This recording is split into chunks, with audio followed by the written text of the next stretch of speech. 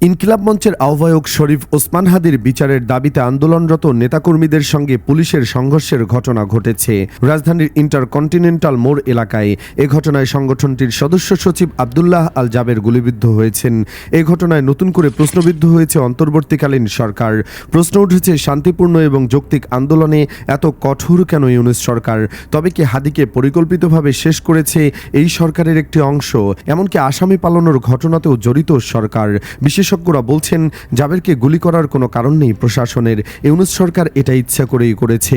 সরকারের একটা অংশ চায় না দেশে নির্বাচন হোক, আরামের জিন্দেগিকে ছাড়তে চায়, তাই ইচ্ছাকৃতভাবে জাবেরকে গুলি করছে পরিবেশ ঘোলাটে করতে।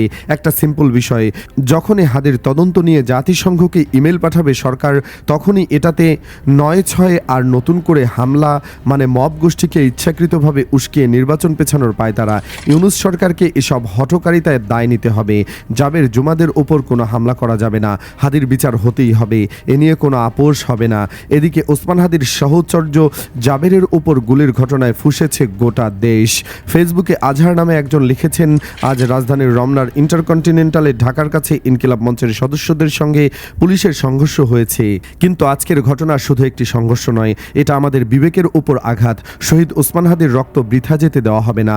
যে বুলেট আজ জাবের ভাইয়ের শরীর বিদ্ধ করেছে, সেই বুলেট আসলে আমাদের প্রতিটি মুক্তিকামী মানুষের বুকেই এসে লেগেছে। ক্ষমতার দম্ভে যারা রাজপথকে রক্তে রঞ্জিত করছে, তাদের মনে রাখা উচিত, রক্তের প্রতিটি ফোঁটা থেকেই জন্ম নেয় হাজারো বিপ্লবী। ওসমান হাদির শাহাদত আমাদের আন্দোলনের মশাল, জাবের ভাইয়ের জখম আমাদের লড়াইয়ের নতুন শপথ। আমরা ভয় পাই না, আমরা লড়তে জানি। এই কাপুরুষোচিত হামলার সঙ্গে যারা জড়িত, তাদের বিচার এ বাংলার মাটিতেই হবে ইনশাআল্লাহ। উল্লেখ্য, ইনকিলাব মঞ্চের আহ্বায়ক শরীফ ওসমান হাদি নিহত হবার ঘটনায় বিচার দাবিতে আন্দোলনরত নেতাকর্মীদের সঙ্গে পুলিশের সংঘর্ষের ঘটনা ঘটেছে রাজধানীর ইন্টারকন্টিনেন্টাল মোড় এলাকায়। এ ঘটনায় সংগঠনটির সদস্য সচিব আব্দুল্লাহ আল জাবের আহত হয়েছেন।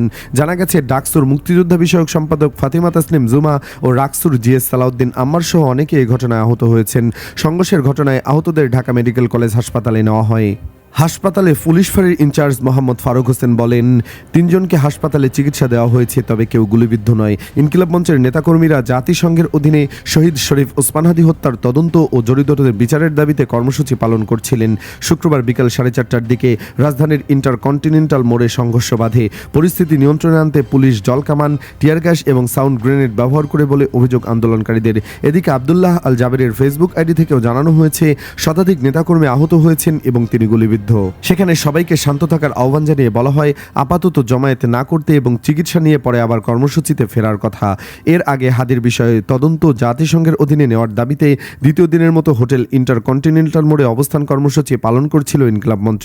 সংগঠনটির নেতাকর্মীরা জানিয়ে আসছেন, এ বিষয়ে সরকারের আনুষ্ঠানিক পদক্ষেপ না আসা পর্যন্ত তাদের আন্দোলন চলবে।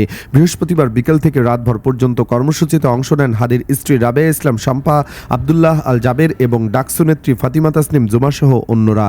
সুপ্রিয় দর্শক, আপনার কি মনে হয়, হাদি নিহত হবার পেছনে কি উপদেষ্টাদের একাংশ জড়িত? কমেন্ট বক্সে ইয়েস অথবা না লিখে জানিয়ে দিন আপনার মূল্যবান মতামত।